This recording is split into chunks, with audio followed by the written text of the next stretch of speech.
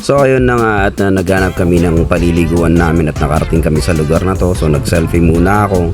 Tapos dito nga't nakahanap na kami ng paliliguan, isang ilog na napakaganda at eto nga't kumakain na. At kung mapapansin nyo yung babae, yung dalaga dun sa gilid na yellow green, parang napapansin ko iba na yung ngiti. Tapos dito medyo nagpapakit na siya. Hindi ko lang pinapansin pero magpapakit na.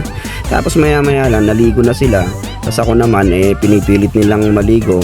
Kaya eto't lumapit ako, nag-selfie muna ako bago ako lumapit sa kanila. At eto na nga, papalapit na ako sa kanila. Tapos yung ngiti ng babaeng naka-yellow green na yun, yung yellow shirt na yun, talagang iba na talaga. Hanggang yan nga, parang sumimple, sabi selfie daw. Pinagbigyan ko naman.